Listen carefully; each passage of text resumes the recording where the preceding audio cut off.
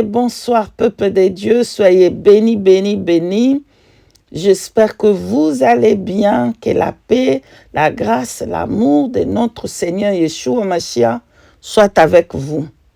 Soyez bénis, partagez ce message pour que ça puisse aller au prophète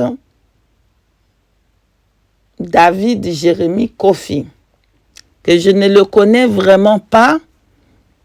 Je ne connais pas son message. Je ne sais pas. Je ne connais pas ses vidéos. Je ne le connais pas. Mais comment je sais qu'il s'appelle David Jérémie Kofi? Voilà.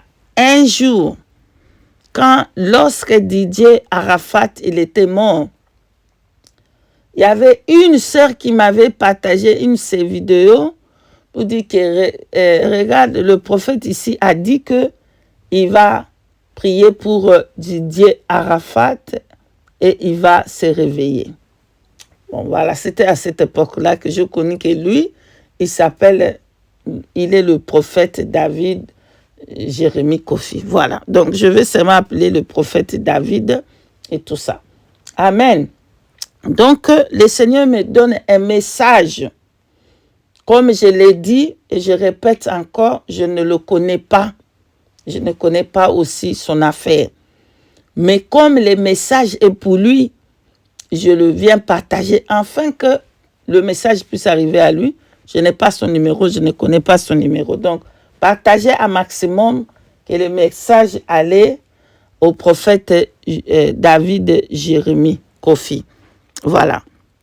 Le Seigneur me montre les prophètes devant le Seigneur Yeshua HaMashiach.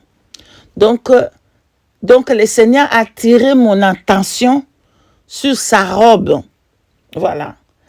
La robe qu'il portait, waouh! Waouh, waouh, waouh! Magnifique, magnifique. Je vous dis, magnifique. C'était une robe qui coûtait très, très, très, très cher. Il était devant le Seigneur. Maintenant, la scène là, c'est comme lorsque vous voyez une femme et un homme se marient.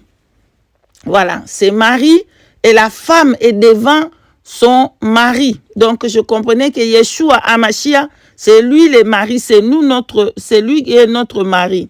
Voilà. Et lui, il était comme ça devant le Seigneur avec sa robe qui coûtait très, très cher, sa robe tout blanc. Sa robe était tout blanc et magnifique. Mais là, à ce moment-là, et du coup, le Seigneur tirait mon attention sur sa robe.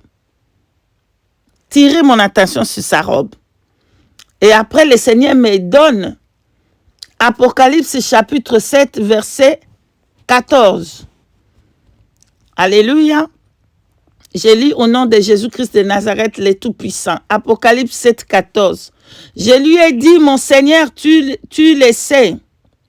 Et il me dit, ce sont ceux qui viennent de la grande tribulation. Ils ont lavé les robes et ils les ont blanchis dans le sang de l'agneau. Parole de l'Éternel. Amen. Donc, après, Saint-Esprit me fait comprendre qu'il a besoin de laver sa robe. Voilà, il a besoin de laver sa robe. Nous pouvons porter des robes blanches, des robes de mariage. Mais nous devons faire le travail de le nettoyer tous les jours de nos vies. Moi-même, comme je suis là, je dois nettoyer ma robe tous les jours, pas le sang de l'agneau. Donc, le Seigneur me fait comprendre qu'il faut qu'il nettoie sa robe merveilleuse, sa robe magnifique. Il faut qu'il les nettoie.